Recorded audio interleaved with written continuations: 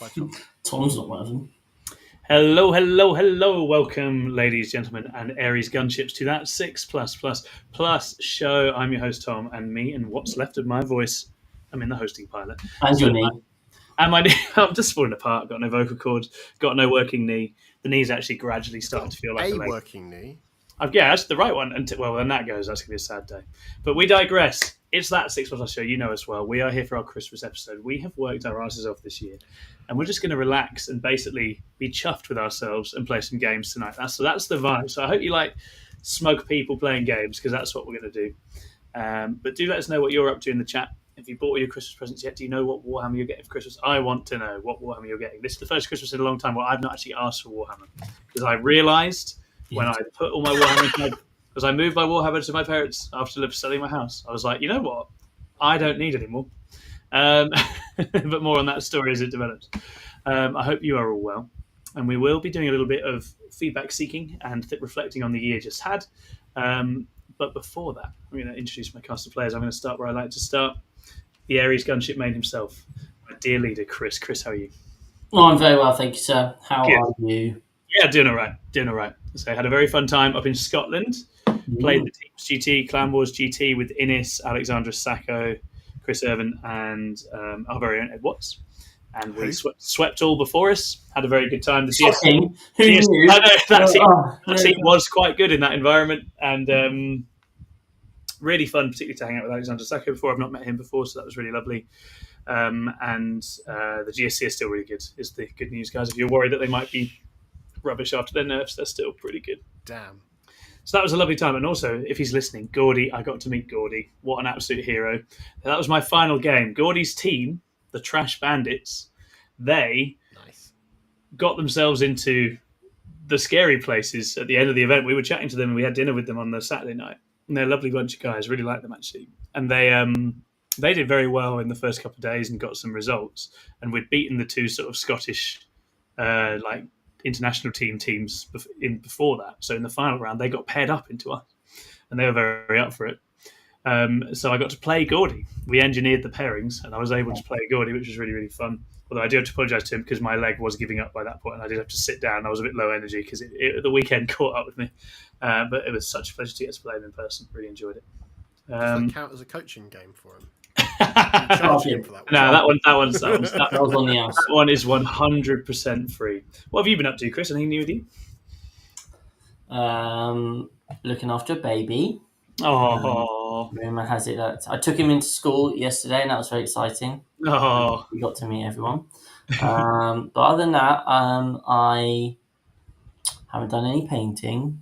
I did have another coaching game with Jim, and so basically I get some free time at like 1 a.m. sometimes, and so I'm trying to get more on TTS just to start moving models around, just keep myself playing. And the other day I was very curious, what happens if I take the full proper Dreadnought Custody spam list and I run it into 5 Grey Knight Dreadnoughts. And I built like a good, really nice, strong Grey Knight Dreadnought list. And I was like, I'm curious, who wins if we just have a bit of a smash off? And the Grey Knights went first and did a little bit of shuffling, and the Custodies went, I'm going to stick my entire army in the middle of the board, deal with me. And you know what? Grey Knights with all of those rerolls is a thing of beauty, because we all know Grey Knights aren't particularly consistent and just rerolling. I was just rerolling dice, and it was like 5 Dreadnoughts fired, they fought. I was firing like purgation squads, like 36 shots at 2 damage, re-rolling all hits. Like it was a hell of a drug. And at the end of that, I'd killed 1 Dreadnought and 2 bikes. And then 4 Dreadknights just died. And I was like, oh, okay, this isn't a very good matchup. So I played Jim yesterday. He was running his new Grey Knights list, and I just took a bit of one of everything with my Custody. So I just wanted to try all the different things you never really get to play, including an Aries gunship. Yeah. Let me tell you what, that thing is bonkers. Now, only if you ever get to use it. But I learned about the hover rule, which you should probably do with it. Instead, I brought it in turn 2. Can't do anything because its base is too big. So I got to fire it turn 3, and it killed 2 Dreadknights.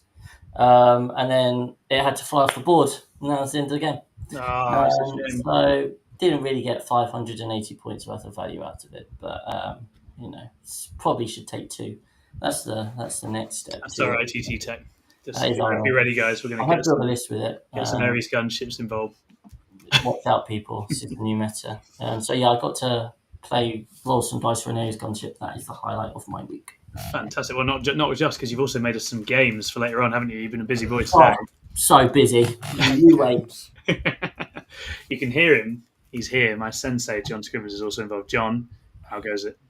Yeah, not bad. I wasn't here last week because I was really, really deep in the labyrinths of Hero Quest. Oh, so pray tell. An annual get together with our friend Gareth, who hosts like a little Hero Quest. Fun fact: my first ever game of 40k, I think, against Gareth. Yeah, against his Death Guard, or was it with my? No, it was with my Death Guard. I made a 12 charge. I didn't know that wasn't really a thing you could do at that stage.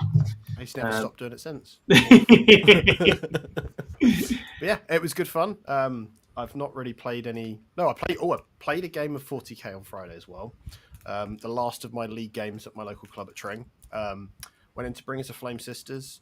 Made one fatal mistake and lost the game by 11 points. I forgot to not just step out within line of sight of Morven Val's. Yeah, no, bad. And killed some Eradicators, and I went, oh yeah, I forgot about that. Cool. But yeah, otherwise, fun little game. But it was never going to go my way, really. I didn't really have the tools, but kept it close, and that was good fun. And then I've rewarded myself today by buying a load of stuff, because apparently that's the way to solve your issues. So I bought these 2 things. Oh, Blue Tech, and they are lolly sticks, because I need them for my next hobby project, because the things need to go on lolly sticks to paint them. Okay, interesting. And do we know what the hobby project is? I don't have a problem, you do. My New Year's resolution is to not start any new systems. I've already got my Shatterpoint stuff that I got given for Christmas last week. Now I've got this box. And I've got some Middle-earth stuff. I don't have a problem. You have a problem, Tom. No, that's fine. So you can stop anytime you want. You just don't want to, right? For the podcast listeners, that was Legionis Imperialis, which is epic, right? Is that like the little tiny scale? Yeah. Okay. Epic. Yeah. That's very cute. I always like the look take me a week to paint them. Yeah. Oh, yeah, that's true. And so is that you put them on the lolly sticks to paint? Because they're so small. Yeah. That's adorable. What are you gonna do armies wise, John? So I've thought long and hard, because there's obviously a lot of really flavoursome armies you could play in Heresy, but I thought I'll do what I really know best, and I'm going to do a full hexagrammaton. I'm going to have all 3 wings of the Dark Angels. Oh, beautiful. And it'll all fit in a shoebox. Perfect. Yeah, sounds wonderful. Yeah. Excellent. Right, well, shout out the chat, then we'll do a little bit of self-promotion, possibly the best, and get into the games. So Pickalax is in, we've got a Father Christmas, Ultimate Funk is in, we've got a Polar Bear, shout out to Ultimate Funk, love you lots. We've got Jerry's Painting Progress is in, Anakin Montgomery's in, saying thank you guys. I assume for the content. I hope so. You're welcome, Anakin. Anakin. Yeah. I have the higher ground, Anakin. Yeah. Oh, wait, I'm on the lower bit of the screen. You're at the bottom, mate. Anakin learned a harsh lesson about plunging fire. And then we've got Gordon Chung, who sympathising with my knee. Swissley's in. Ultimate Funk suggests smug people playing games, new channel moss. So, yeah, I mean, that's not unreasonable. And some love for Hero Quest. And then Johnny Mars in. Welcome, Johnny Mars, saying played a nice Ultramarines Ironstorm today against T-Suns was wicked. 5 Devastators in a Razorback. Is that back? So, John, that was one of John's first combos he tried when we got 10th edition, wasn't it, John? Were they, what are they called? Oh, flipping heck. The heavy weapon, grav cannons. Oh, yeah, you used the grav cannons, didn't you? Grav cannons specifically. That was my spice. And then I was like, well, this is expensive. I'll just take these Eradicators or Aggressors like everyone else. But yeah, Ultramarines is a real thing. Innis was on Ultramarines Ironstorm at the weekend, and it's pretty nasty. Plus to wound, right? That's kind of useful, right? Really, really adds up. Gets really violent really quickly. But yeah, I think it looks like a fun time for the non-special Snowflake Marine chapters right now. So you should definitely get out there and play those if you like them. Shout out to Nightbot, who's also in the chat. Reminding you to do some stuff that I'm going to list now. So please do hit the old like. Please do hit the old subscribe if you haven't already. It'd be really, really useful to us. Helps boost the algorithm. If you want to leave us a comment, Let us know what you think in there as well. That really, really helps us to get a little bit further out there. And finally, if you want to sign up and support us via YouTube membership, you can give us a little bit of money every month to help make the content. Obviously, we've got a bunch of members now. We're on our way to 70. Really, really value our members. We do lots of Q&A and members direct videos for them as well. And they obviously get access to a few things pre-release and in addition to the normal content we put out.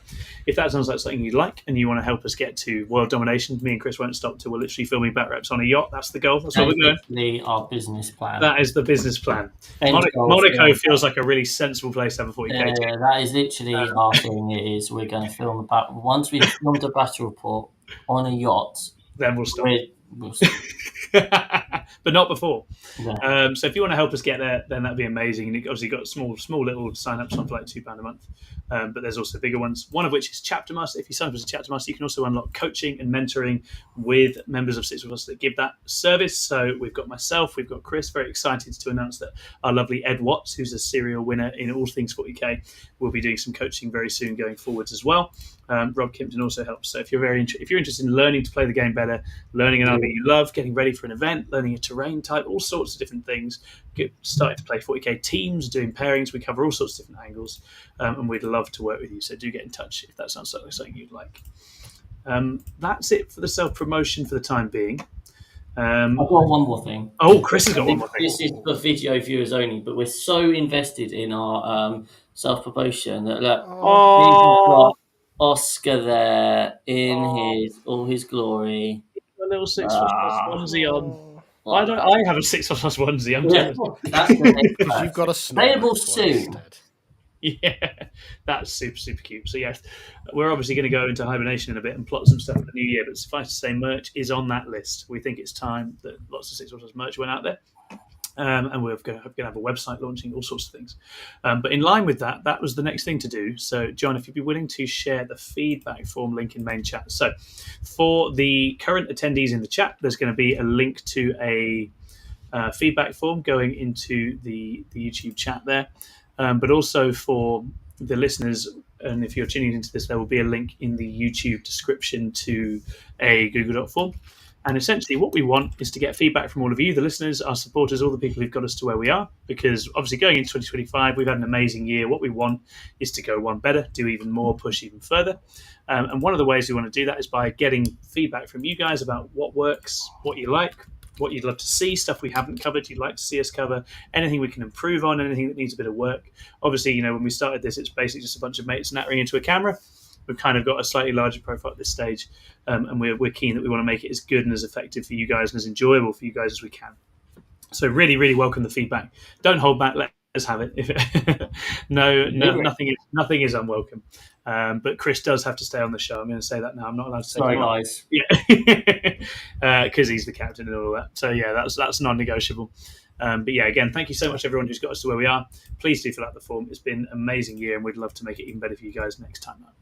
I think that was the main things as far as that is concerned. I'm just going to open the window because I'm, as ever, terrified that my computer's going to shut down because it's on its legs at the moment. Once we've done that, I'm going to let Chris and John. Moths. Yeah, Chris and John can chat amongst themselves while I do this, and then we'll get into the games. Cool. So we've also had lots of Grotmas detachments now, Scrivo. Yeah.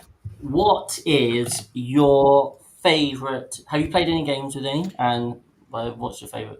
I've played one. So I played Tom on stream. And it's not the most overcooked detachment, the Lions Blade, but I really enjoy what it brings. Mm-hmm. But the one I'm most excited to try is the Librarius Conclave, just purely because it just looks different. Yeah. And I'm kind of worried that it's actually going to be better playing it as Ultramarines as well. But that's a common trend at the moment. Bloody Tigerians. From the people who brought you, it's better played as Dark Angels. It's better played as Ultramarines. Right. I've got a video that I'll be bringing together for the members explaining how I think we can fix Codex compliant Space Marines. Is it take Ultramarines out? Yeah, that's what spoilers. They're actually more of a codex than a lot of other codexes. I totally agree with that, mate. I'm excited to see that video. That'd be good. Shout out to Paul Bridge in the chat, our very own Paul Bridge. Oh, the best. Welcome. Wonderful to have all you guys here. What's your favourite detachment so far then, Tom? Favourite detachment so far? Look, the Jakali Kudins one is really fun. That's fun. As someone who enjoys both those things, I'm very excited to play that. I think that's got a lot of jank in it. I can't quite work out if you're going to sort of go ooh and then get tabled. I feel like you are a little bit, but it's definitely nice to have some new tools to play Drakari with, having played the Living Daylights out of Sky Splinter. So I think that one looks really, really fun. I really enjoyed playing the Thousand Suns one. I didn't love the Death Guard, but in the back rep that we did, Thousand Suns versus Tyranids, I realised there was something quite monstrous in that detachment, and I quite enjoyed it. And it actually slightly revitalised my general appreciation for Thousand Suns, which is good because Nottingham's coming up, so surely it's time for me to YOLO. It's that YOLO Thousand Suns. Your yearly. You want a migraine? My yearly 2-3 and high chair breaking accident. Oh, it's almost a whole year since that happened. That's wild. Absolutely wild. How about you? What's your favourite? Well, I've played the Grey Knights one and I've played the Custodes one. So I played each of those twice so far. The Custodes one is not something I'm used to playing. It's just basically a mini knight army. But there's elements of like quite good fun. There is, I think that army in some matchup is going to create just feelings of helplessness for your opponent. Like they're just going to be like, I can't deal with this at all, and you're now dead. You're going to get picked off, aren't you? But I think other times maybe it's going to be a bit rough for the Custodes, and it's going to be you're going to have.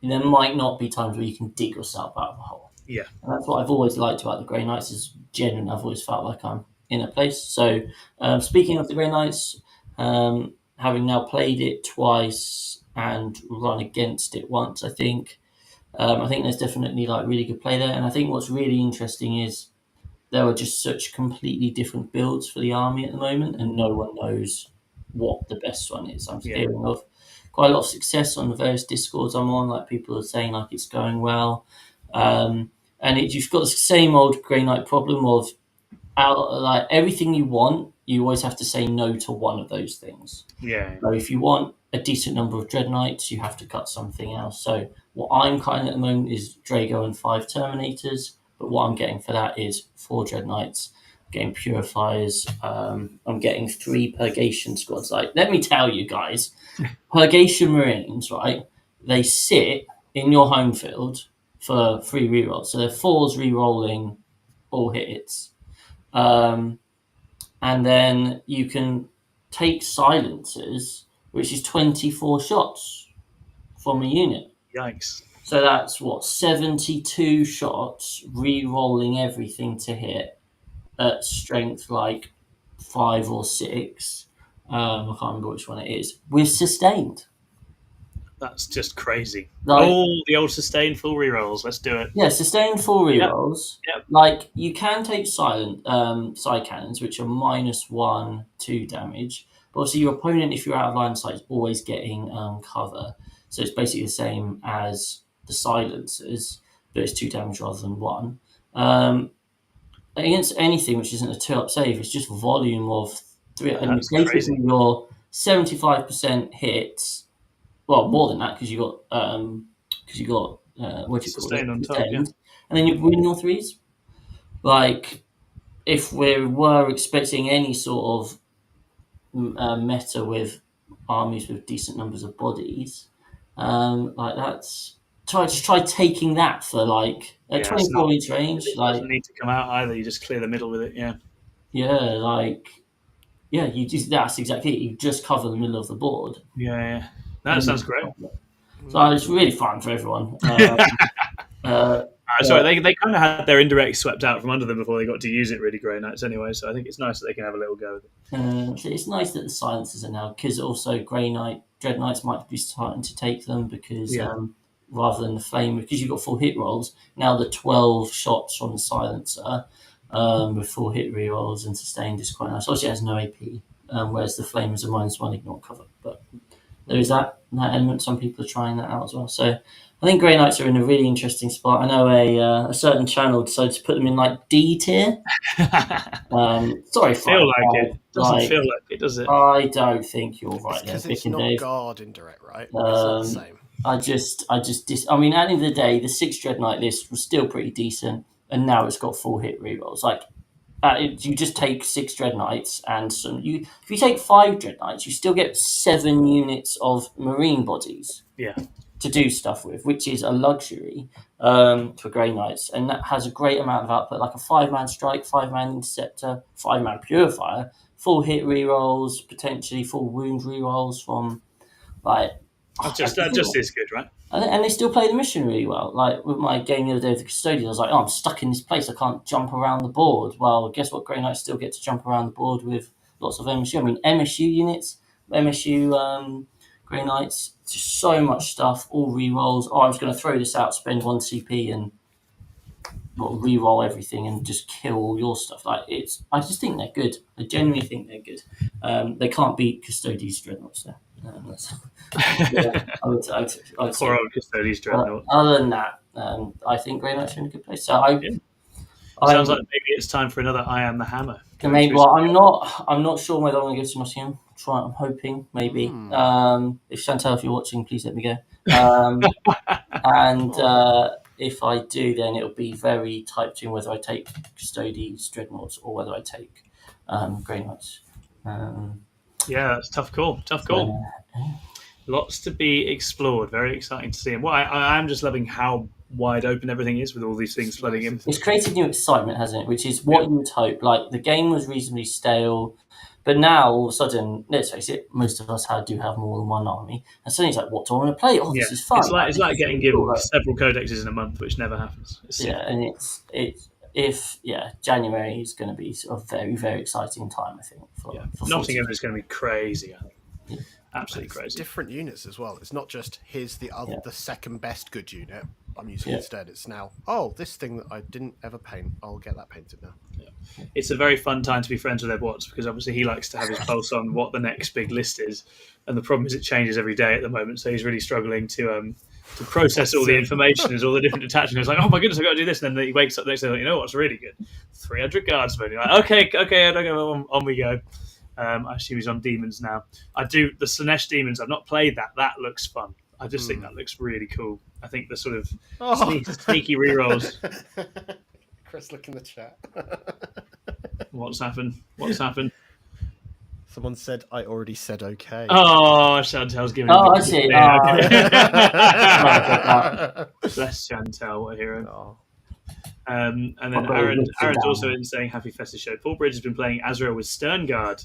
Sternguard look good. Marines in general, just so many units that have had a bit of life breathed into them. I think there's a lot to play with in Marines right now. Giving them full rerolls to wound and to oath is just great. It's very scary. What I really like about, because I'm also a Blood Angels main, as we know, and that, to be fair, interestingly, I've also played a couple of games with my Blood Angels on TTS against myself, and they are probably the army I'm enjoying the most to play. They're super fun. I don't own any of them, but do I, Scrivo? But you own most of it. You own about half of it. It's just in a box just there. But I really enjoy them, and it's really interesting being on the Discords where people are like, I don't know whether to build an army with no Blood Angel characters and stuff. So I get my Blood Angel detachment rule of the extra attack and +2 strength, and then I get the oath with the +1 to wound. But you're not taking, obviously, the characters, and you're essentially playing Flesh Terrors at that point. Yeah, you can still take the enhancements. Exactly, and Gabriel Seth. That's but then people like obviously putting in Sternguard and stuff. I think it's. I think it's legit. It's definitely legit. The Aussie Outriders are good in that detachment as well. I think they're really cool. So lots of exciting things. Yeah, so much to try. So I hope everyone's enjoying it, and definitely get involved and play some Grotmas games. Obviously, we've done some Grotmas back rows. We may manage to get some more done over Christmas. We will see. But we definitely have plans to do some more back reps and the like starting in the new year as well. Alrighty. Chris, it's Christmas time, pretty much. Absolutely. Is there anything Christmassy that you would like to do today? Christmassy, no. However, so today I decided to test the limits of ChatGPT. I was like, guys, we should play some games. And I was like, let's do a fun quiz. So I typed in to ChatGPT, like, how about some quiz questions? Oh my word! About Warhammer, and I then had to do fine tuning. So I've got 2 different quizzes for us to do, guys. Beautiful. And obviously, we do love a quiz off to play along at home. So let us know how you get on. So the first quiz is just about the year. The year in Warhammer 40k. It's about Games Workshop stuff. It's about tournament stuff. It's about us as well. It's 10 questions. And then, I don't know what if you want to do something else after that. But then I've got additional quiz, which is just testing your Warhammer 40k lore knowledge. And let me put it this way. I typed in 10 questions about Warhammer 40k. And all questions were like the easiest questions you could imagine. So I typed in make harder. And then they were still incredibly easy questions. I had to type in make harder. And then a 4th time, eventually it said, these questions are far more obscure and test knowledge of some of the deepest lore and most niche aspects of Warhammer 40k, making them much harder for even dedicated fans to answer correctly. Wow. Come at me, So yeah, that sounds like a challenge. So I'm curious to see whether 2 guys. It's multiple choice, so obviously you'll just be able to guess, get lucky. You'll actually know the answers. But anyway, we'll save that humdinger for later. So here we are. This is Warhammer 40k a year in. Are we ready? If people want to just also people in the chat, if you want to fill out the feedback form whilst we do this quiz, or indeed play along, then please do. That'd be great. All right, carry on. Off over to you, Chris. Do you have a piece of paper to write your answers down? Oh no, but I can grab one. Excellent. Right. Okay. So covered. I've got a doctor's appointment letter. I can use that. Who is going to be the most knowledgeable about Warhammer 40k this year? Scrivo or Tom? In the comments, who do you think is going to win? Scrivo or Tom? Pop it in. I'll do this for you guys. All right, are you ready? Question number 1. Name on my paper. Now, these first 5 questions were generated by ChatGPT. Okay, So they're so slightly differently worded to my correct ones. Oh, Dave's backing, Scrivo. Nice, right? Sweet. Fair enough. You're dead to me, Dave. I would expect you to be able to answer most of these. Which company secured exclusive rights to create film and television adaptations of the Warhammer 40,000 universe in 2024? So I've actually put the film production company. don't show your answers yet. Keep it to yourselves. We'll do all the questions. Scrivo. Okay, we'll do the 10 questions. We'll build the suspense. Everyone's voting Scrivo. Nice. My God, it's a landslide. No, that's fine. That's okay. That's okay. Question 2. In which month of 2024 was the video game Warhammer 40,000 Space Marines 2 released? Which month? Oh.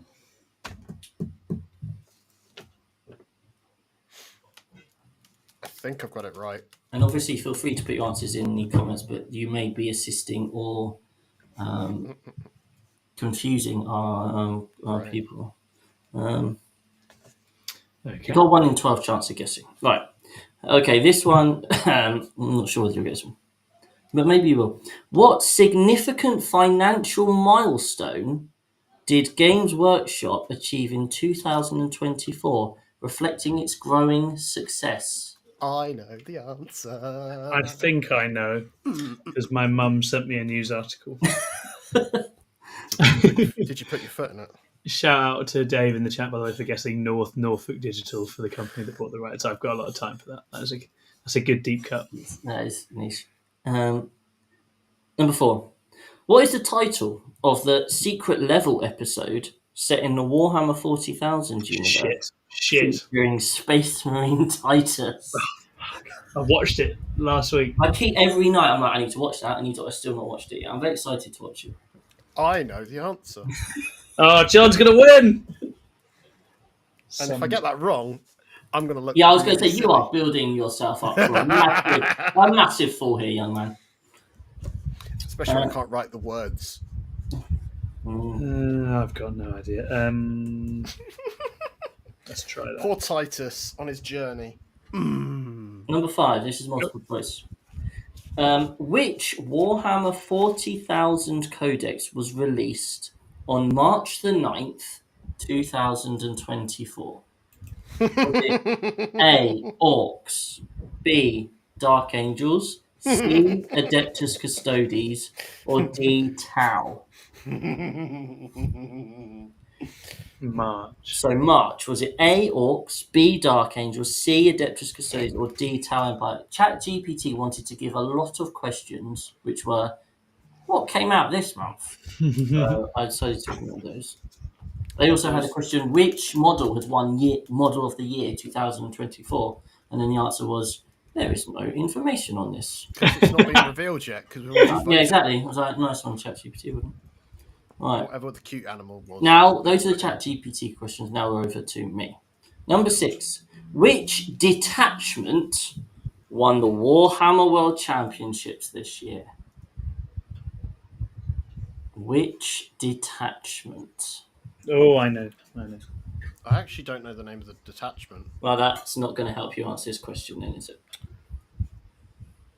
I bet I'm going to turn out to be wrong, but I think I know. That's all right. Is this the grand narrative or the boring people game? It was Jamie East on the Leagues of Votan, wasn't it? This is the boring people. Oh, the tryhards. Yeah, the losers. Nice. Number 7. Tom, if you don't get this right, then awkward. Where did Team England finish at the WTC this year? Uh-oh. I can tell you who didn't and who was 38th. Is that Luxembourg? Number 8. I assume first in everyone's hearts isn't an acceptable answer. 100%. Number 8. How many golden tickets were won by members of the Plus this year? This year. I think I've guessed right because not everyone went right. I like that John's keeping us updated on his exact read on every question.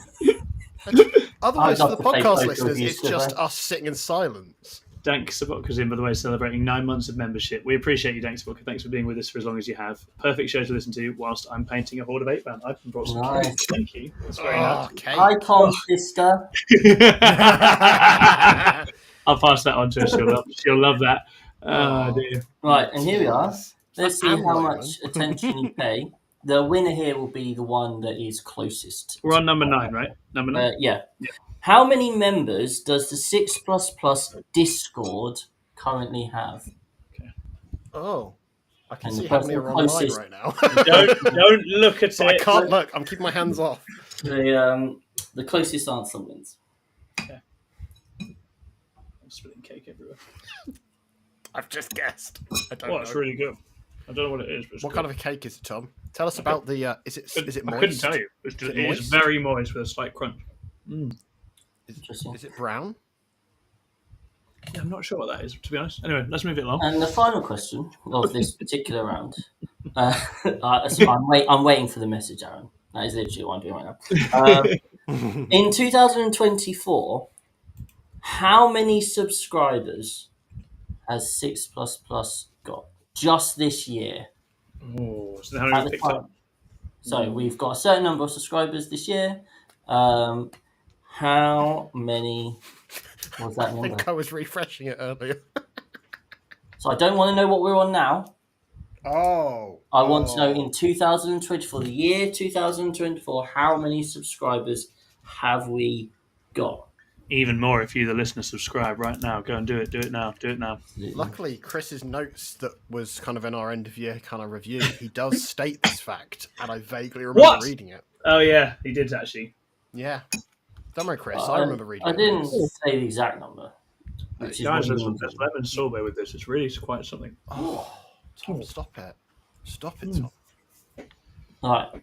So this is part 1 of the quiz. So are we ready? So question number 1 was which company secured exclusive rights to create film and television adaptations of the Warhammer 40,000 universe in 2024? It is, of course, Amazon.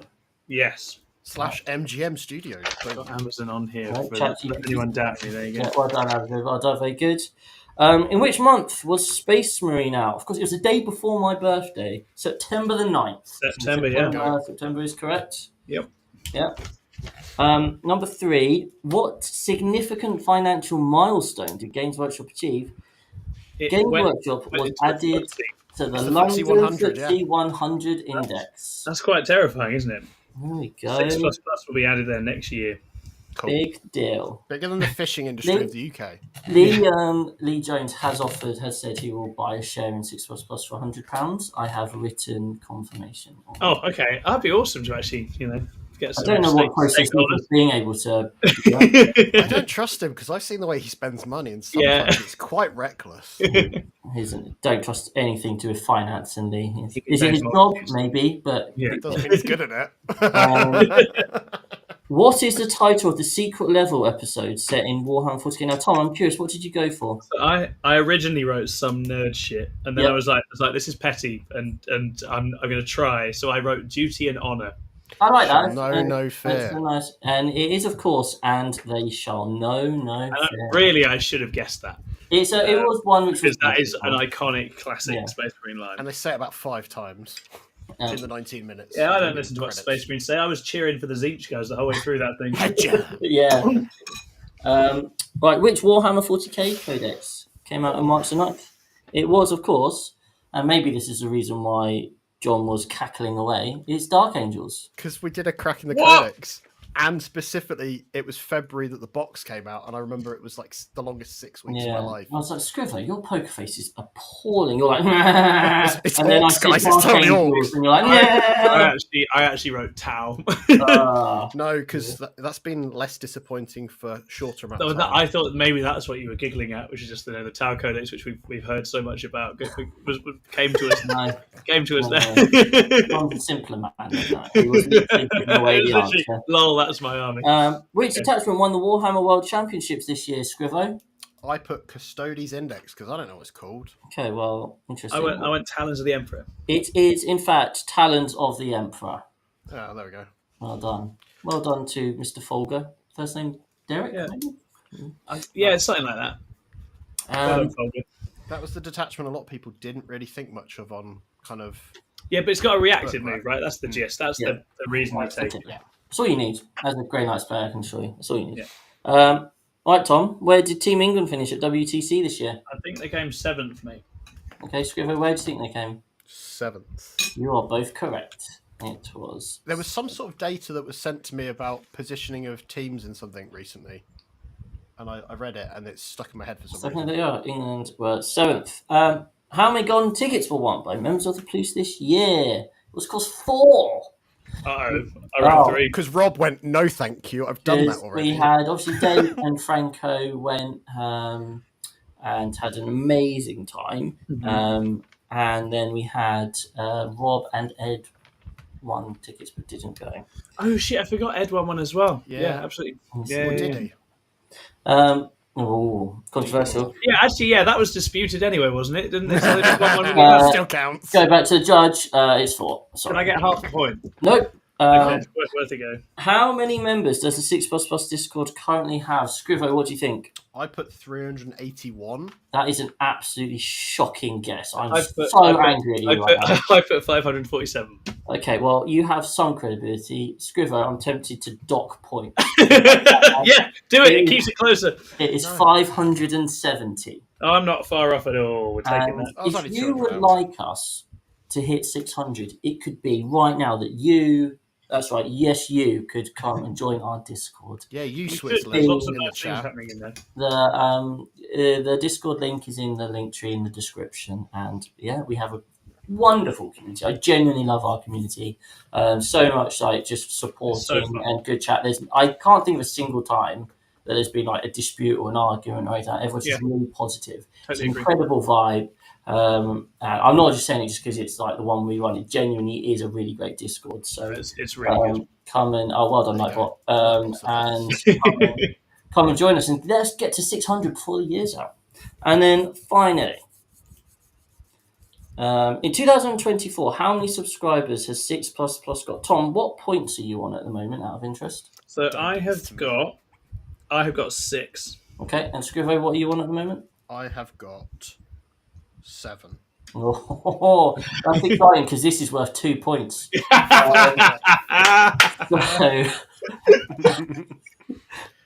I'm handing you my notice if I fail. That is bonus, and he's off. Who's going to be closer? I've got a nice number here.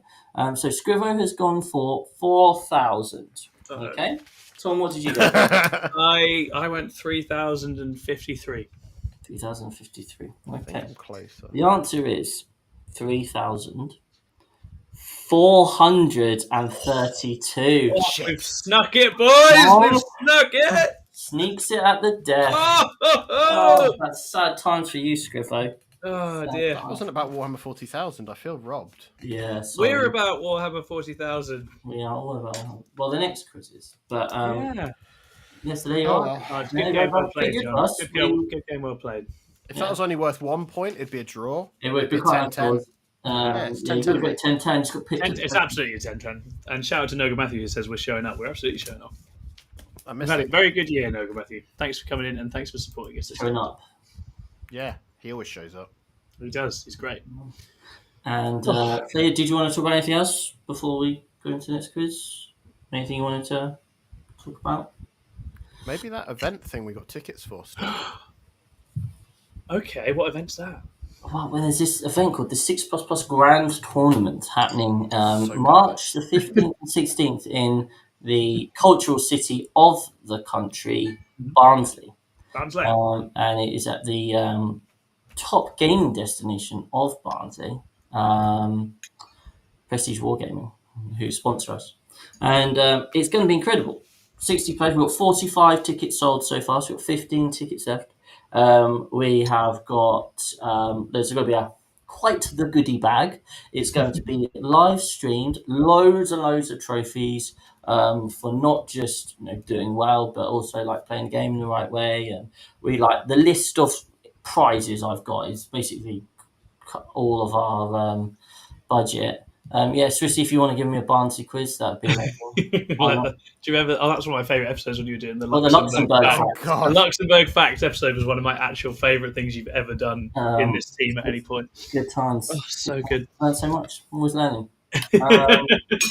But yeah, no, we're really excited to run this event. And if you go to our Facebook page and just click to the events bit, you will see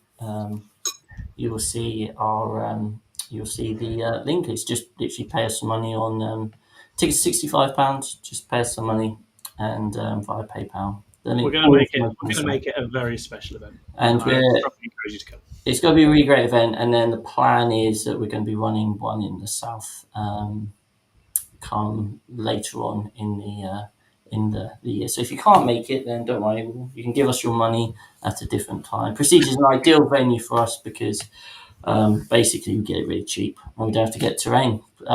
It just so happens to be a really good venue. It's an incredible venue. Yeah. So we've got. We get to work with John Swallow, who we love very much. Exactly. So so that's an event. Get involved. Come and join us there.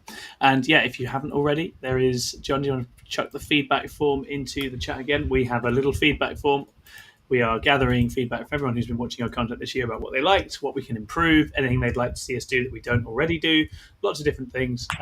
So if you're interested in helping us level up our content game next year, please do fill that in. It's 4 quick questions, nice and easy Google form. Should be very straightforward to do. So we'd massively like to hear from you, all the people who've got us to where we are so far. Shout out to Serious Painting Progress who'd like to come for the GT, hasn't figured out how to get there yet. I guess maybe asking the Discord for some advice and some tips in terms of logistics, Joe. But obviously, if it's too much, then I say there will be others in perhaps slightly more travel favoured locations in the future. Because Paul Bridge was trying to find out if you could get over from Denmark and where. Yeah, he was. Yeah. Still not bought your ticket yet, Paul Bridge. I don't think so. Don't know what's going on there. I'm sure you'll do it shortly. Oh, don't shame the guy. So yeah, that's that. But are we now ready to find out how good your Warhammer 40k lore knowledge is? I'm so excited for this one. That was just a warm up, really. That was just the sort of entry level stuff. Okay. Good, Paul. That's all right. Well, we'll let it slide this time. Here are 10. This is ChatGPT. Here are 10 ultra difficult Warhammer 40,000 multiple choice quiz questions with their answers. These delve into obscure and highly specialized areas of the lore. You have been warned. Question number 1. Which of the following chapters was the first to be subjected to the final purge after being declared excommunicatoris following their involvement with the forces of chaos during the Great Heresy? Is it A, the Sons of Horus, B, the World Eaters, C, the Emperor's Children, D, the Iron Hands? And this is first to be subjective, was it? Which of the following chapters was the first to be subjected to the final purge after being declared There's an excommunicatrix? error. It refers to them as chapters. They're on Well, legions. I'll let Sorry, ChatGPT know it's. Martin says, I'm from Swindon. Joe's so travelling half the country. Happy to collect along the way if convenient. There we go. That is People the help each sort other out. of Discord community have. Yeah. People, That's what it's like. Martin has literally no idea where Joe lives, but he'll. Martin's just a great person because that's what we're about. We love you, Martin. Martin's a good guy. So there you are. That was question 1. I'm sure so many of you immediately know. Right. Question 2. Which ancient elder deity, now known as a slumbering god, was said to have been a major force in the creation of the webway and was almost entirely consumed by the birth of Slanesh? Is it A, Isha, B, Cain, C, Vol, D, Azuran? So who is the slumbering god that almost got entirely consumed by the birth of Slanesh? God, I forgot how cool Eldar lore is. A, Isha, B, Cain, C, Vol, D, Azuran. I got it, don't even sweat. I'm on it. Cool. The level before this was like I could do them, and this was a level where I couldn't. So I was like, I'm enjoying this, man. Don't you worry this about is it. probably the better one to pitch out. Question 3. What was the name of the Adeptus Mechanicus ship that, after discovering forbidden knowledge from the Dark Age of technology, became the source of the Dark Mechanicum's corruption? Oh. Was it A, the Pandora's Truth, B, the Angron's Curse, C, the Omnissiah's Wrath, D, the Dark Forge? Oh. So Jerry's coming from Belgium. What a hero! You're an absolute legend, Jerry. So yeah, you'd have to. That would be what Paul's thinking of doing. Yeah, which Manchester is is We can probably sort you a connect from Manchester to Barnsley. There are people who are coming from that direction. So you can slide into the messages in the Discord, Jerry, and we'll sort you out. We're not going to have you not there because you can't get a lift from a little bit over the north. We'll make sure it happens. Question 4. Which Chaos Lord is credited with discovering the Horus Heresy, the Lost Primarchs, a forbidden tome containing terrible truths about the fall of the Emperor's original sons? Is it A, Typhus, B, Ahriman, C, Abaddon the Despoiler, D, Erebus? So A, Typhus, B, Ahriman, C, Abaddon the Despoiler, D, Erebus. Which Chaos Lord is credited with discovering the Lost Primarchs, forbidden tome containing terrible truths? I hope these answers are right, by the way. If not, it's entirely ChatGPT. I'm guessing. Don't worry about it. All technology is fallible.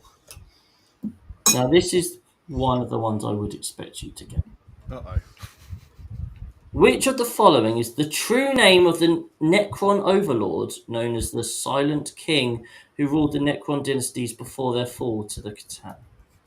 Is it A, Zerek, B, Nemesor Zandrek, C, Imhotep the Stormlord, or D, Trazen the Infinite?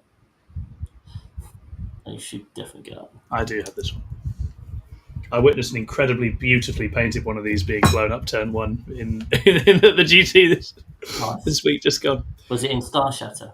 No, it was an Obeisance Phalanx, and then they paired it into Votan, so that was a mistake. The Bod.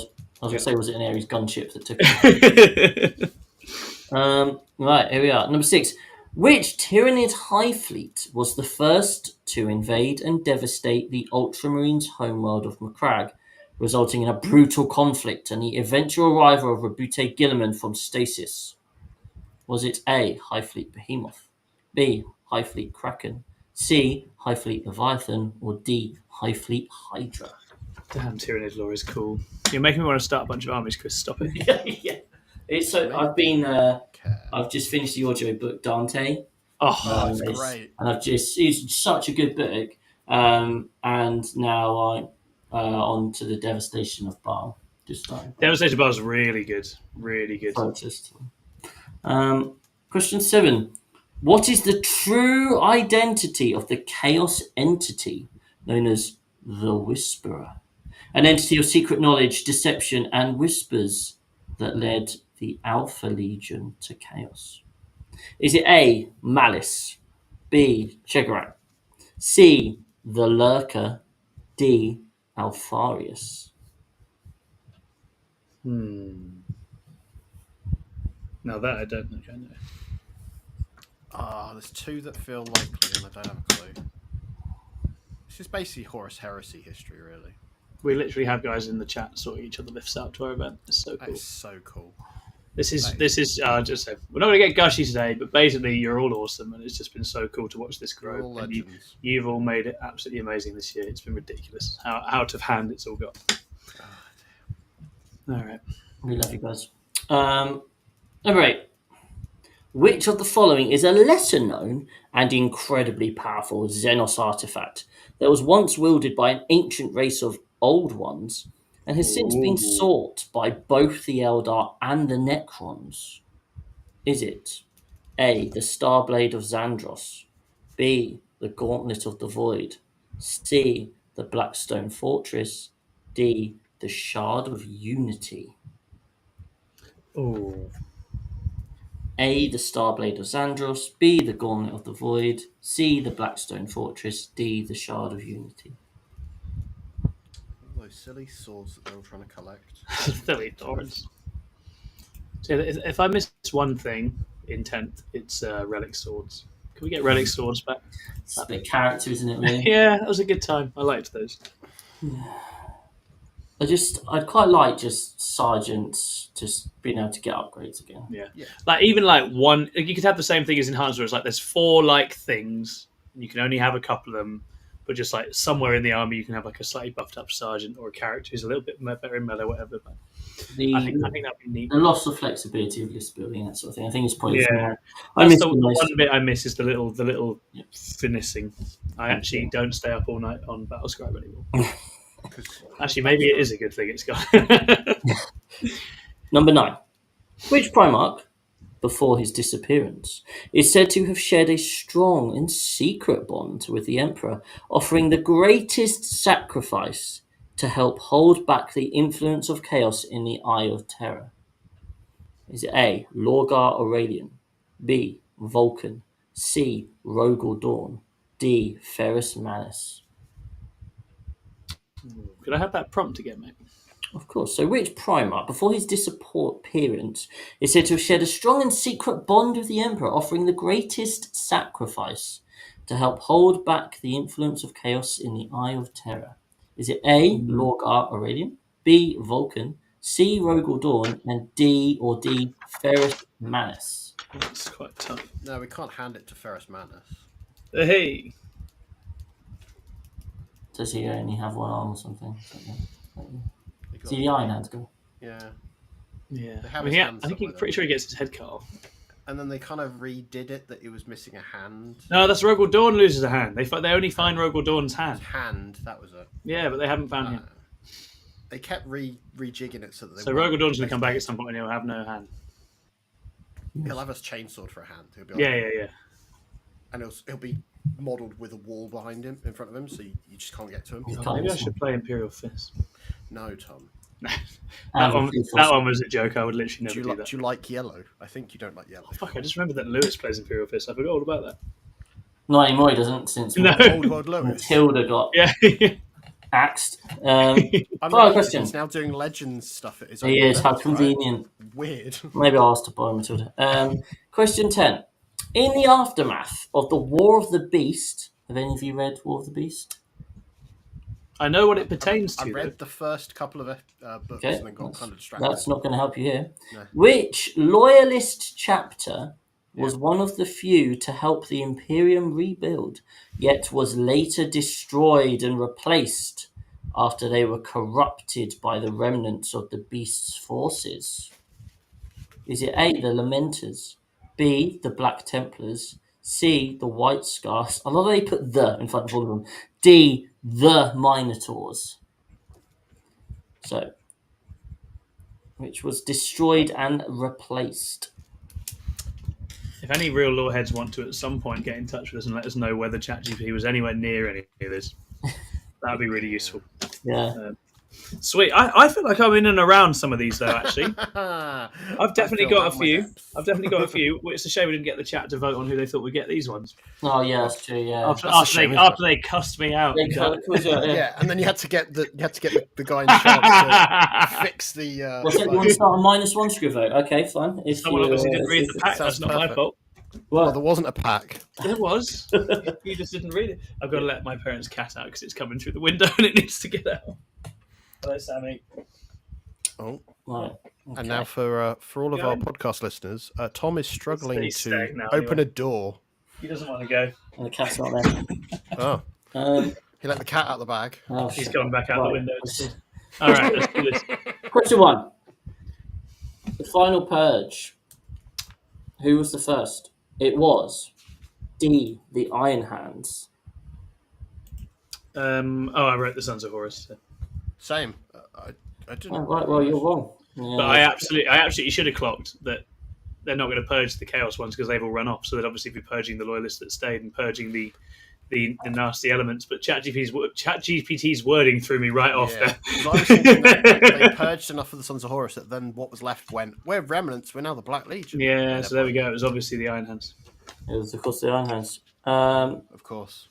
Here we go. Question 2. Who was this ancient elder deity that is now a slumbering god? It is, of course, Vol.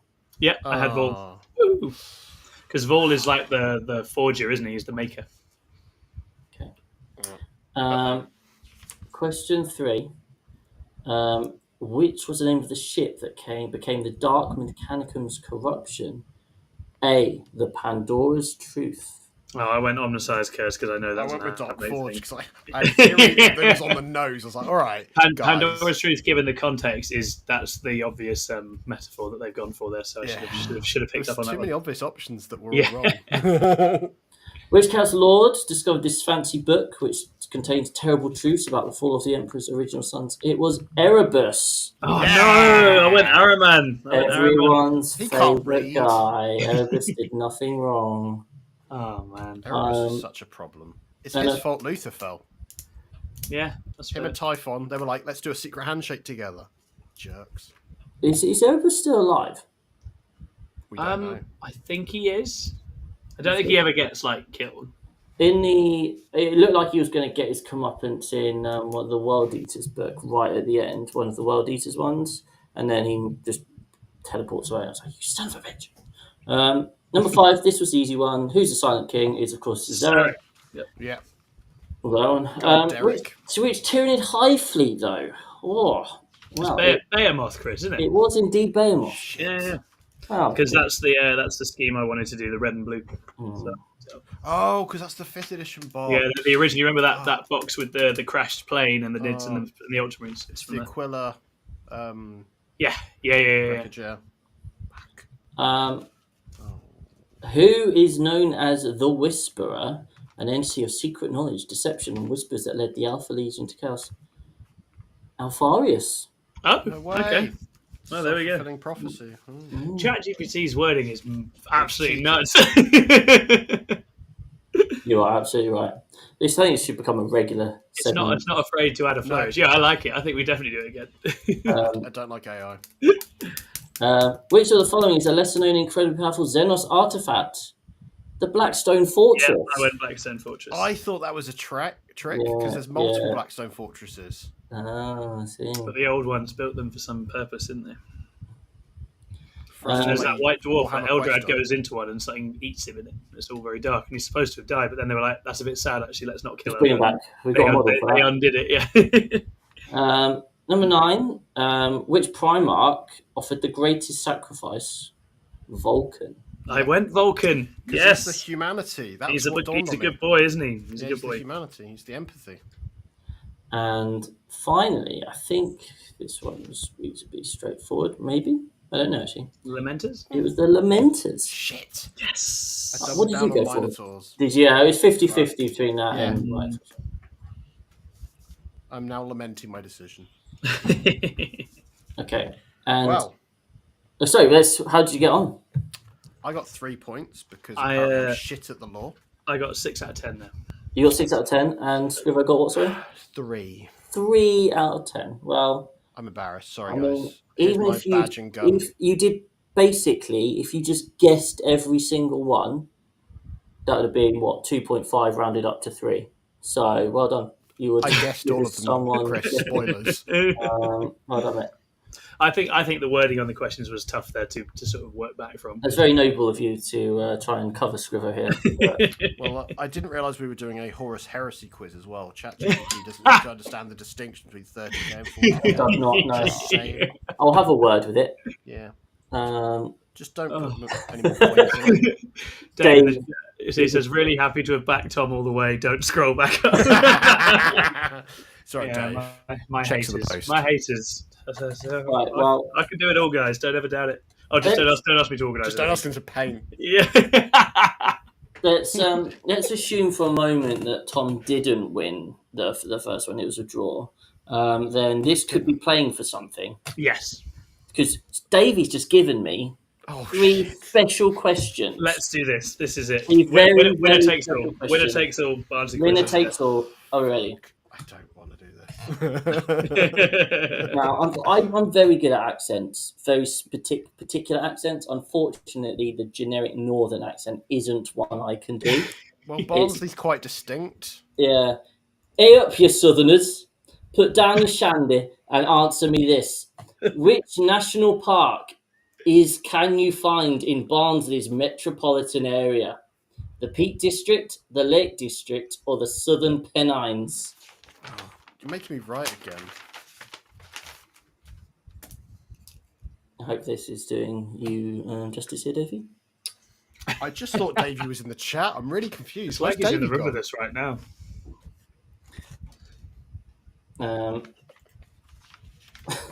Number 2. How many Gregs, the bakers, are there in Barnsley? How many Gregs? Is that just that's just wide open? We don't. Okay. They're wide open. Yeah. Closest wins.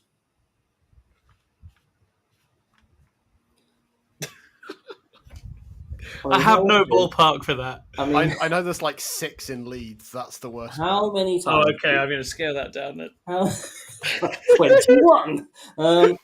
How many Warhammer 40k podcasts are there where people are getting quizzed on Barnsley? Like, this is groundbreaking, guys. I hope you listeners are. Oh, I thought that was the question. Shit. No, I thought that was the question. I wrote one. Yeah, that'd be a bit of a mean one. The final question. What? I don't think. Oh, okay. I've wrote this one up. I was like, I don't think this is possible to get, but okay, there is clues here. Okay. What 5-letter word beginning with T that describes a small child or unpleasant or coarse man is the nickname for Barnsley Football Club? I'll say that again because Tom looks confused. What 5-letter word beginning with T that describes a small child or unpleasant or coarse man is the nickname for Barnsley Football Club? If you could rate I can't even think of words that fit that brief at the moment, let alone 5-letter If you words. could rate my northern accent, I think it's really good, Chris. out of 10 in the comments, I would appreciate that. I'll give you 1. Okay, but what about the score?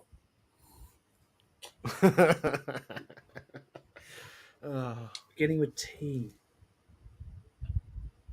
Oh, don't tempt me, Dave. Dave. I almost wrote it. Dave's gone. Shout out to J Meld who says, "Merry Christmas, you lovely bunch of utter helmets. It's been a pleasure watching you this year." Thank you, sir. Thanks for being with us on this journey. Watch us. Yeah, we can. You can rely on us to be absolute muppets on the internet. I've almost tried to make a career out of it. Right. I don't have a word that fits there. I'm not going to pretend I do. I'm writing that word because why not? Copy from the kid next year. Right. Okay. Number 1. So, did we go for the Peak District? Hold on. The Lake District. Hold on. I've got it.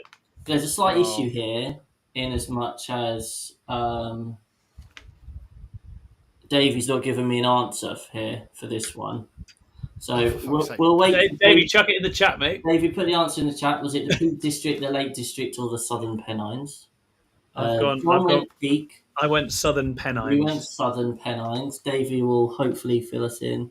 Thanks, Dan. It's the Peak. It was the Peak, guys. That's peak learning, boys. Oh, fucking hell. 1-0 Right, here we are. Who's going to be closest? How many Gregs the Bakers are there in Barnsley? I've gone 5.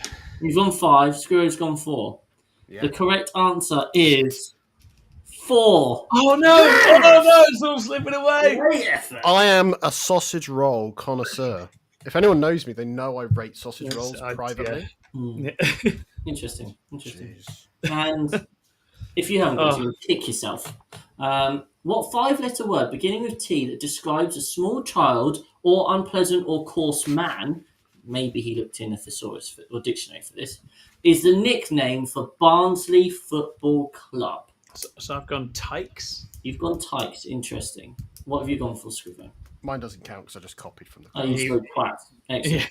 The correct answer is Tykes. Oh, no way. Well played, Thomas Lohman. What you failed to do there was bail me out by giving me an extra point for that one like last time. I'm still lost, but you have to say, John, well played, mate. You fully deserved it.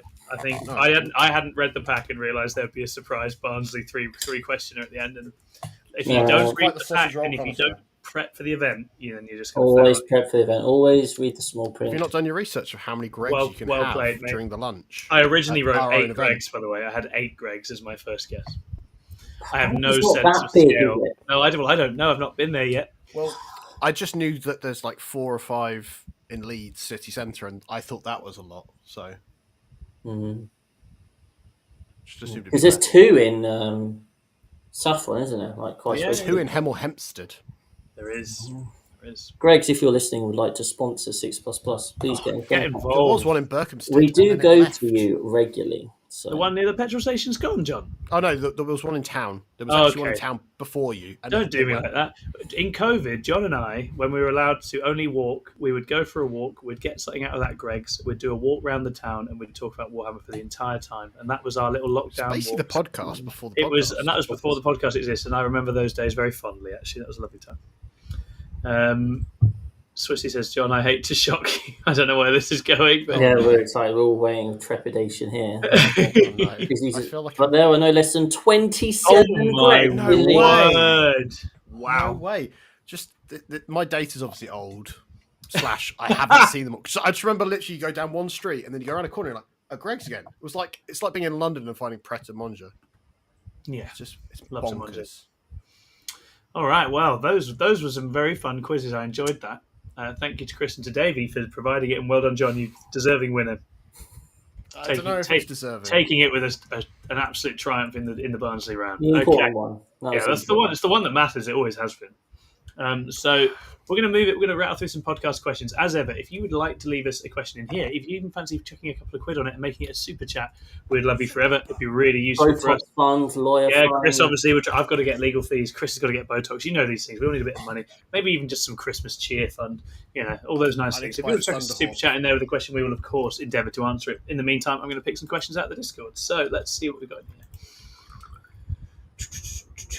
Oh, and yes, if you haven't filled in the feedback form yet, please do. And there'll be links going out after the show. Where is podcast questions? So in the Trinity Shopping Centre in Leeds, it's in a Primark, the Greg's, apparently. That is wow, convenient. I mean, they feel like quite well matched, don't they? Yeah, that high shopping mark and a centre grade. is an experience. So our very first question is from Fozzie. I did see Fozzie in the chat earlier on. I want to shout out Fozzie because he's one of our Australian contingent who have again been one of the most wonderful parts of this adventure this year. Is suddenly having a bunch of Australians running around in the chat and being able to play games first thing in the morning when somebody's about to go to bed. That's been a lot of fun. Shout out as well to Ryan, Slops, and Scott Tachi in the Discord. You're all fantastic. So Fozzie asks, do you think we will start to see Outriders in some more competitive lists now? Their ability seems quite good.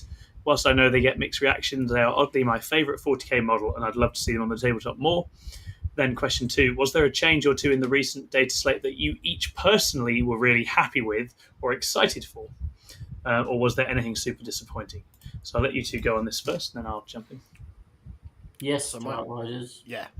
And not just in one style either. Like the change to Company of Hunters combined with it makes them quite viable.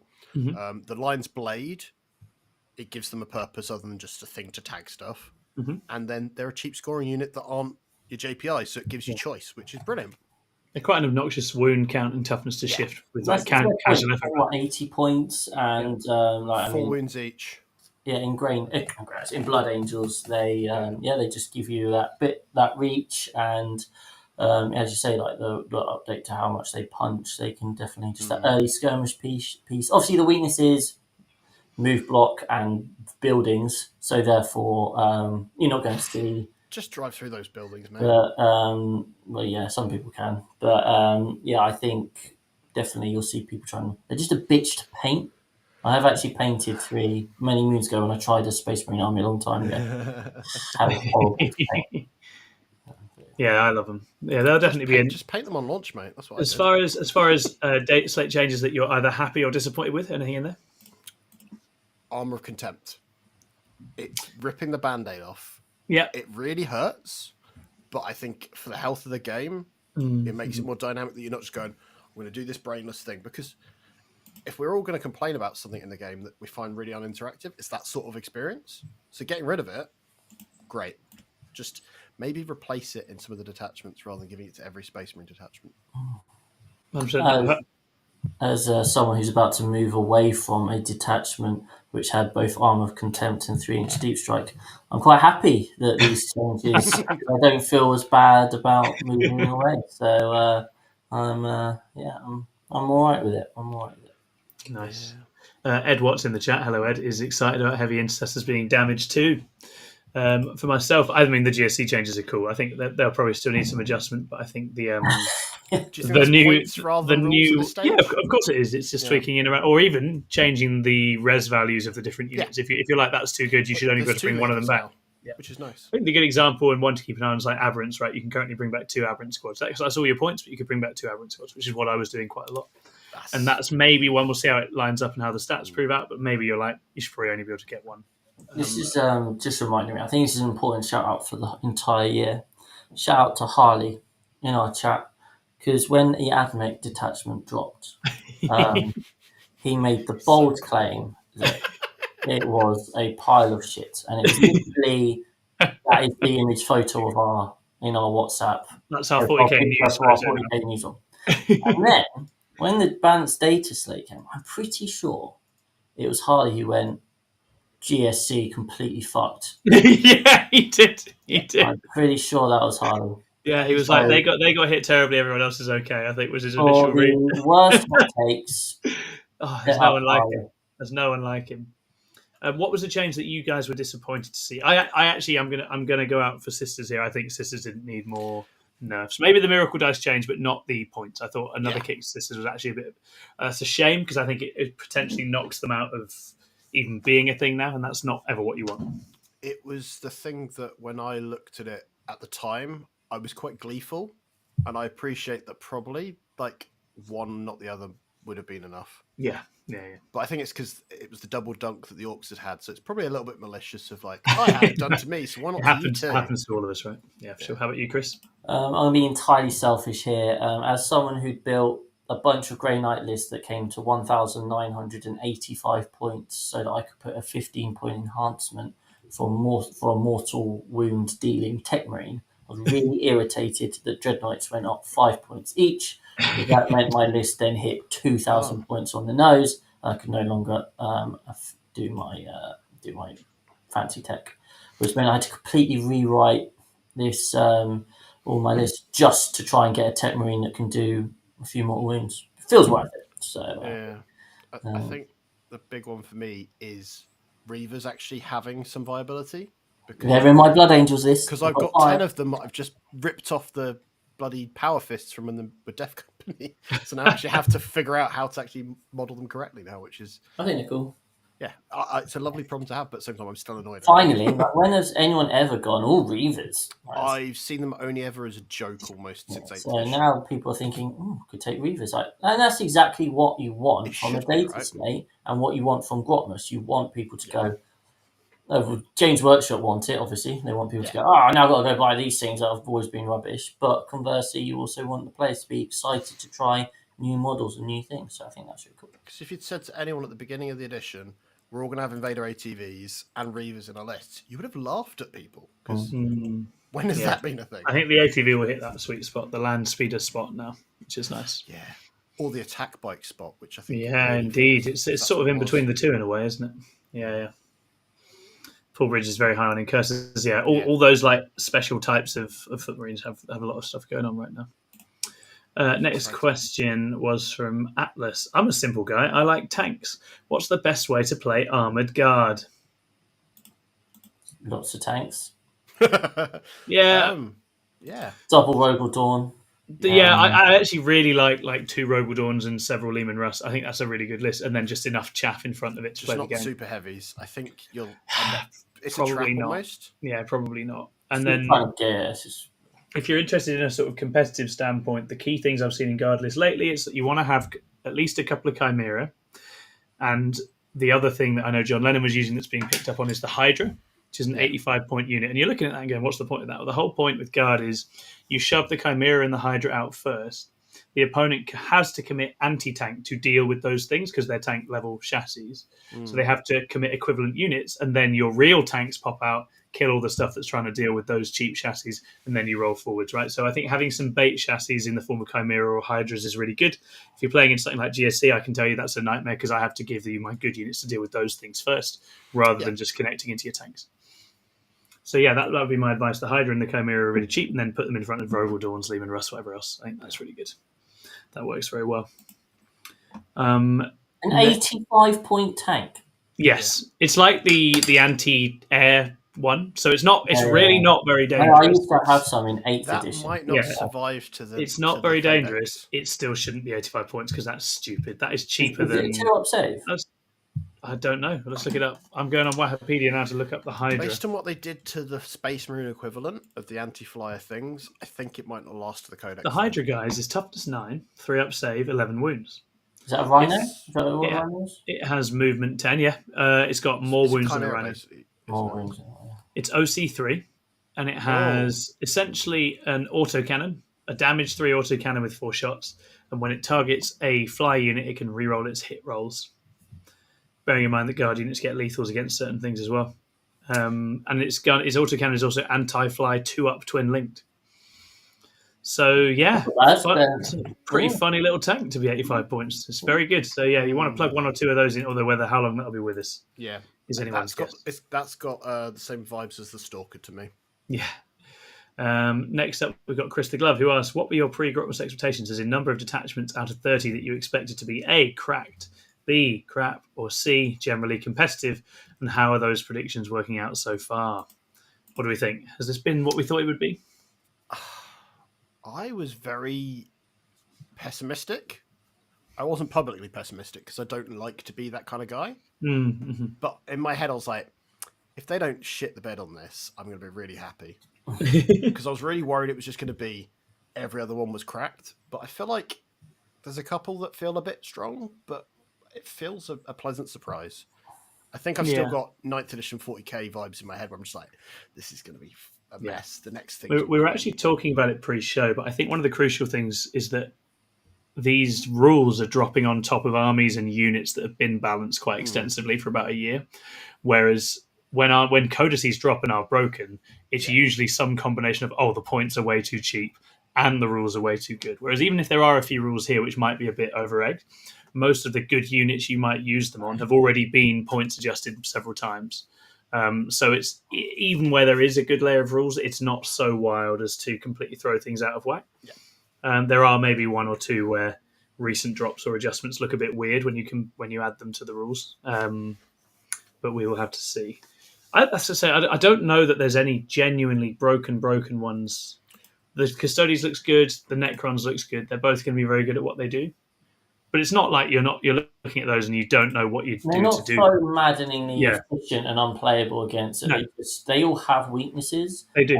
They are certainly stronger, but they still Connor was messaging me the other day about Necrons because of team stuff coming up, and that's the third one I need to dive into in case we want to run that at ITT. But the Listy 7 was still reasonably well rounded. Had some combat, had some shooting. Yeah.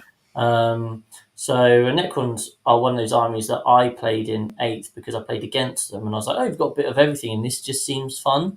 And so I think, and as you all know, lots of people have got Necrons, so you'll see a lot of Necrons. But I think they've done a pretty good job. I remember we had the show where we were waiting for it, and we we're like, "Is it just going to be a bunch of jokey stuff, or is it going to be?" And it's always because if every army's getting a detachment, you're expecting it to be roughly balanced, and I think so far. I mean, obviously, there are some people out there who are disappointed with theirs. I get that. I'm not one of those people. All 4 of my armies, I like their detachments. Yeah. I think the vast majority of the response has been positive. There's obviously a lot of them where they're not the obvious most strong one of the options available to an army, but again, that's natural. And they're in addition to the codex, right? Yeah. So and they do all work. A lot of them work different angles and do different things. There's one or two where it feels like, I mean, I haven't done my review for the Votan one today, but there's one or two where they just feel like a book is probably coming and it's probably going to change how that army works quite a bit. I think the Thousands of Suns one looks like that as well. You're like, this doesn't quite make sense. But you're like, I imagine if one or two things are different, bolters are psychic weapons or something, which it might well be, then suddenly it's a completely different book and a completely different detachment. So I think there's a few where we just have to be a bit patient and assume that they're going to interconnect with other things that are coming a bit better. But no, honestly, I've been so happy with it. It's been so fun to do as well. And I'm just so up for a meta where there's so many different things going on. I think my only criticism is it's come out in December, which is my busiest time, so I've not had much. It is kind of funny because we were literally if we get to December, hit the 7,000, just ease off, and it's like actually there's so much work to be done because there's all these exciting things to talk about. But hey, good problem. It's definitely helped us make that 7,000 subs with some change, hasn't it? So that's good. Okay, next question is John P. Watts, who asks, when are bite-sized battle reports coming back? Well, for the last year, we have been... It's one of our... Every team meeting we have, we're like, bite-sized battle reports, this is what we need to do. Let's do it. We think they're going to... We really like doing them, and we think they're good. And we just... It's just one of those things, I think just life gets in the way. We haven't quite organised ourselves. We obviously had Jack and Ed had a go at doing a TTS one.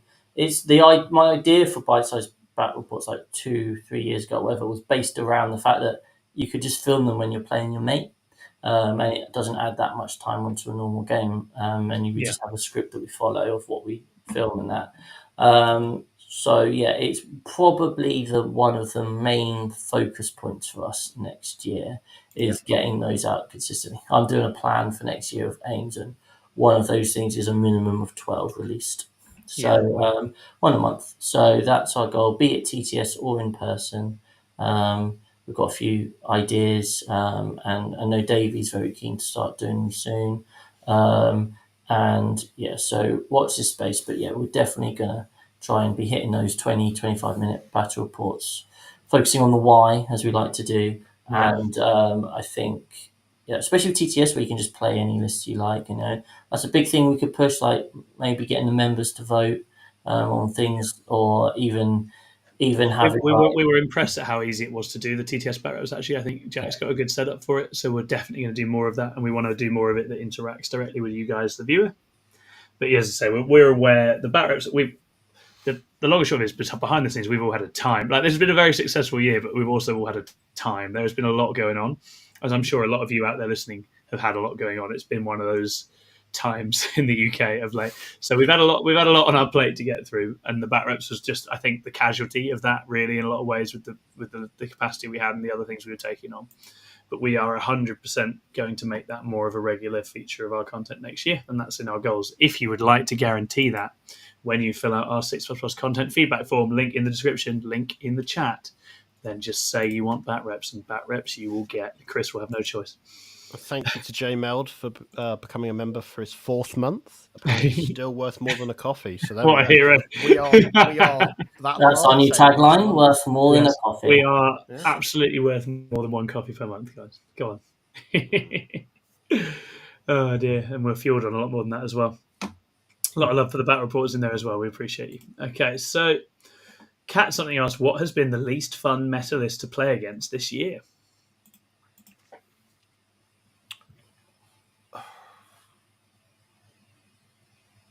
For me, I think it was the first time I played a competent Sisters player bringing Ring of the Flame. That was actually the one in my head as well. Slapped a bit too hard, and if you weren't quite appreciative of what it did, really, really rolls you. Oh, but I forgot. Sorry, it's Canoptek Court. Is that this year as well, isn't it? Was that this year? Did that go this? Yeah. Canoptek Court to January, not this year. So Canoptek Court for me personally, and it's partly just an armies I play thing. I hated that. I absolutely hated that, and blowing it to pieces with CSM was one of my favourite moments of the IT, whatever ITT it was. Where I was like, I don't care what I take as long as I can murder Canoptek Court. I don't know. I guess maybe it's partly that for most of the year, nearly the whole year, I've just played Grey Knights. So, and with Grey Knights, you always kind of feel like you have a game, even if a close game all the time, right? But there's only been one game this entire year with Grey Knights where I've been felt completely helpless, and that was more player skill. Ben Jones with his Ultramarines just completely blocked me off the board and shut me down, and that wasn't. I think if I played a normal person with Ultramarines, I think I probably would have felt in the game. So I wouldn't say there's been anything, but I've obviously heard reports of how miserable certain experiences have been, and I think that is an indicator that generally things are getting better. I agree. I think even the Meta Menaces haven't been that bad. And most of them, even when they've come out, I mean, Bully Boys is a great example where me and Rob Kipton were like, well, I don't understand what the problem is we sliced it up with Drakari. They've all had bad matchups out there when they've come out. We haven't had that, no one can beat this, so everyone plays it moment this year, really. No. And that is so refreshing, having had to live through that for most of 9. Because it's always been on a timer as well, right? That even if it is a little bit cooked, it's within a couple of months, there is some points changes or a correction in the actual rules if required, so... Yeah, Angron says Biostactic GSC when your opponent doesn't fail 4-ups has been horrendous. Yeah, that sounds pretty miserable. That's definitely recency bias. Yeah, GSC is miserable. I think some people didn't like 1,000 Suns, Angron, but we all make do. We all make do. What next have we got? If you could remove one faction from the game, what would it be? So I have an answer to this that I've thought about. Go on, Scrivo. So to me, I was thinking about this originally, and I think Knights, not because I don't like playing Knights, but because they are such a hard thing to then actually write the rules for so that they're a competent army. And then I went, actually, why isn't it just let's get rid of Knights and all other super heavies? Because they don't work in the game. Mm-hmm. When you think about it, the terrain and everything is designed for not a Baneblade. It's not designed for a Warhound Titan. So let's put that in the little people game. Yeah, I can see the logic for that. And then it's one less thing to try to balance. I think Knights won't happen, but Titans, why do they exist? I actually don't think there's any that I'd even want taken out at the moment. I mean, the one I probably do... I feel bad for it. Probably Tau.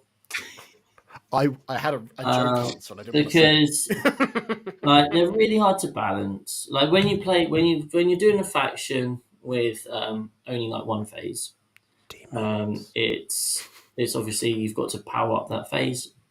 Combat, the weakness is you've got to run there and get there. Shooting, if you could just see the thing shoot, it's dead. If you're fast and you shoot, which is Tau's identity. And when they get it wrong with Tau, it's miserable.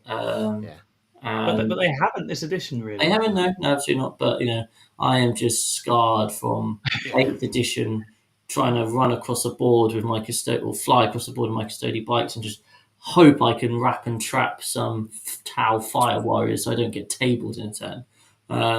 So yeah. Chris. But I don't have anything. Taudar was worse. Mate. I'm going to actually nick Angron's answer in the chat, which is Imperial Agents. I think my feeling about Imperial Agents is actually more of a sort of shit or get off the pot moment for them. It's like, if you're going to have it here where you're pretending it's a codex, as I think we talked about it on the show the other week, I read a guy's comment on Reddit where he'd gone into a Games Workshop and he'd just bought Imperial Agents thinking this looks cool. This is obviously one of their armies. And then obviously he gets out and he discovers it's literally a joke army that you plug into things, and it takes a sort of a specialist expert like our beloved Sai to get anything out of it. And you don't want an army in that position. I think hopefully they build on it and give it a bit more depth. I'd rather that than get rid of it. So I think the reason they gave it a codex is because they had to find a home for 3 or 4 units of kill teams that they were going to cycle out of kill team. Yeah. And they had to give it somewhere to be, right? They wanted to sell those kits still and keep them in use. And it should have just been a supplement that works on all Imperium or something. Yeah, for sure. A bit more honest. But and obviously they already have taken Deathwatch out, and I miss them already. I love Deathwatch. I thought they were cool. Should not have been an army though. Konkakanka, what a name, asks, how do you think the meta changes in the next 3 months? Which remaining codex are you most excited for now you've seen a second detachment for most armies? Angron will like this one. For me, it's actually Thousand Suns. Not least because I played it and I was like, oh, I get it now. I understand it now. I see how this is supposed to work. I think the Thousand Suns book for me is very exciting. Maybe it won't be very good, but I'm actually really interested to see what they do with different rules for those sorts of style of units.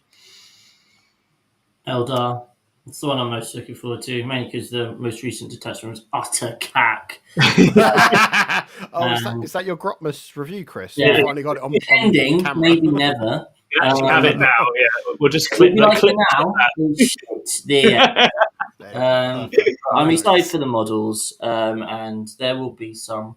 So I'm mainly excited for Harlequins. I hope they get Harlequins right. Yeah, same. Just give me fun tricks with Harlequins, and I'm there all day. But with finesse. But you want the finesse. I'd love to get to play just my pure Harlequins, and obviously all the new models look really, really cool. So I can definitely see a situation when that book drops, like January, February, March. I'm just going to be all over the place.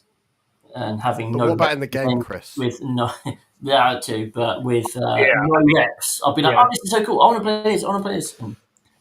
I think the offer still stands. We are going to run an in-house Discord all Eldari tournament when the Eldar books come. So if you're an Eldar fan, or even if you're not, I'm coming back then. Come and play Eldar TTS with us. We will. Special guest Jack Chapman. Yeah, the world's greatest Eldar lover and appreciator. He's going to sledge you the entire game. He'll be there as a third member of your team. Just whispering how much he hates you. I'm not angry, just disappointed in you, Chris. Yeah. Alrighty. For me, it's John, it's World Eaters. Oh, of course. I want to see what they do rules wise because they feel boxed into a corner if they do the combat thing really well, and it's got great flavor. But what can they do else outside of that? That's quite exciting.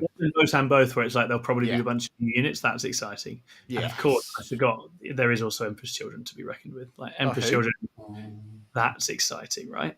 That's pretty exciting. Let's just postpone that a little bit longer. We're going to have a lot of Emperor's Children mains in the team. Yeah, exactly. Just as all Marines players basically play all the Marines now, we will play all the Chaos Space Marines, and we will have our revenge.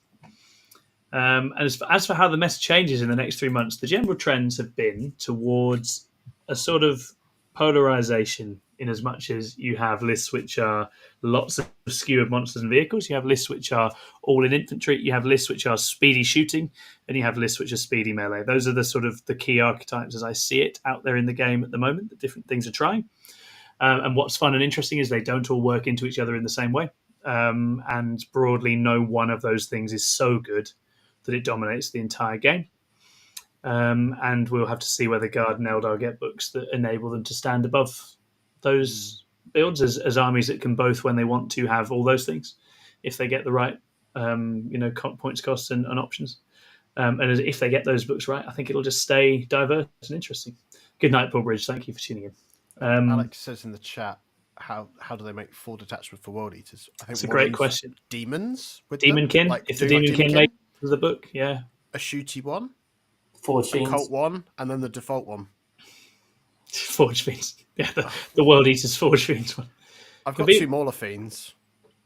Yeah, it might be a That'd be vehicle good, one, right? Yeah, it might well be a vehicle one. Like a demon engine cultist combined thing. That would be cool, right? Like big stuff, little stuff. Yeah. Absolutely. If you want the hottest of takes on what the meta will be like for the next 3 months, watch last week's episode of that 6+++ show, in which us and Black Crow Gaming tell you what the tier list is going to be and the win percentage for the next 3 months.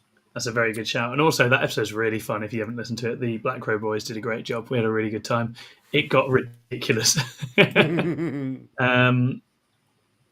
Okay. Ultimate Funk, bring in the positivity flip. The 6++ positivity flip. What has been the meta list you've had the most fun using this year? And what is the meta list you've run that you had the least fun with? So, most fun meta list to play, guys. Play against.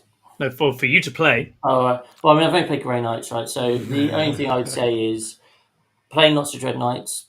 I haven't enjoyed. That's not my style. Playing like just a bit of everything. I have really enjoyed. The Grey Knights have been really fun to play. Bit bored of them now, but maybe Warpbane gives you new stuff. But yeah, like it's all about play style, and for me anyway. And lots of vehicles, or just that point and click kind of like thing. I haven't enjoyed as much. But will I end up taking 5 or 6 or all the 10 custody dreadnoughts? Maybe. So don't listen to what I say. But Go on, John.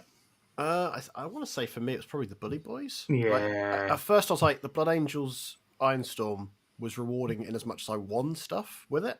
But I think I really enjoyed the Bully Boys because it was very clear. I knew what I could do with it, and I hit things, and then I killed things, and it was great. And I kind of missed that. Yeah, I kind of missed that. That's completely fair. I should preface this by saying I've actually really enjoyed almost everything I've used this year. It's been very exciting. I think Outlander GSC, once I played hosts and bio, I was like, oh, I'm never going back because it's like it was just a sort of die with OC kind of build, and it didn't have enough damage and guile going on. It's not got the flair that you like to have. So I did, it just doesn't do melee, and I like melee. So that one I didn't fully vibe with. And Thousand Suns, it has taken me this entire year to finally figure out how to play. And the answer is don't use your psychers as melee trading units. Is the key thing. But yeah, it's a shame. But maybe they'll give you that in the book. Who knows? But I've tried loads of stuff and it's been really fun. Speedwild was great. That was one of the big, powerful meta lists of the year, and that was. I had a good time. Oh my god, no! Gordy asks, has anyone you know who doesn't know that you do the show ever stumbled onto you on YouTube? I generally keep my nerdy side hidden at all costs. I try to as well. There's some of us have lots of shame, some of us don't. Although there was this lovely moment where I was in the staff room and a couple of people know that I play 40k at work, but not really. And my head teacher had been to the local village, what do you call it, like fair council meeting type thing. And she was like, we're in this hall in Fordham, and there were these men setting up these tables, and they were putting plastic soldiers on them, and they were going to be playing the game. And I was like, oh, that is pathetic. At which point the finance officer goes, is that like Warhammer? That's what you do, isn't it, Chris? Because I've seen it come up on your laptop website. Sometimes it's come up with Warhammer. And I had to be like, yeah, I do that, yeah. And the head teacher was like, oh, okay, well, I mean, maybe you'd like to go then. I was like, thank you for that, just humiliation in the staff room full of people. So no, I've never been recognised. No, neither I don't think so. Not yet. No, we've been recognised, but not by our own friends. Not by normal people. Yeah, not by real people. You're all real people. Disregard that. I did have a very fun one actually on the train up to Edinburgh this weekend, where I was sat next to a chap for like the last leg of the journey, and just as we were getting off, he'd seen me like looking on my phone and doing bits and bobs with the our sort of YouTube back end, and he was like, "Oh, are you a YouTuber?" And I was like, "Yeah." And he's like, "Oh, what do you do?" And I said, "Warhammer." And he told me that he'd played like 3 different armies when he was a kid and had like all the old Necrons with the monolith and the different lights and stuff. It was very cool. So that was another conversation. I did give him our channel address, so hopefully he's found us here. Nice. Maybe he's listening right now. Yeah. I think the closest I've ever had to that question is the opposite, where Sam, who's in the chat a lot, I didn't know he was local, just turned up at my work one day and was like, "Oh shit, yeah, I was watching you yesterday." And I was like, "What?" It's like, I was like, I got really flustered because I was like, "Who the heck is this guy?" So watching me, what the fuck? That's so funny. Oh man, no, but Matthew is absolutely right. Wear it loud and proud. Yeah, man. Okay, I think that is all of our questions. That is our Christmas celebration. Thank you for an amazing 2024. We are now going to be away for a few weeks. Obviously, there will still be bits and bobs popping up on the channel. We won't be fully away, but our live stream on the Tuesday nights will have a bit of a rest because we've done a lot of weeks of the show and we've had an amazing time doing it. But we're going to take a little rest, get some fresh energy and ideas, and we'll be back to conquer the entire world and finally get our 40k yacht office in the new year. We will see you then. Thanks so much, guys. Bye-bye.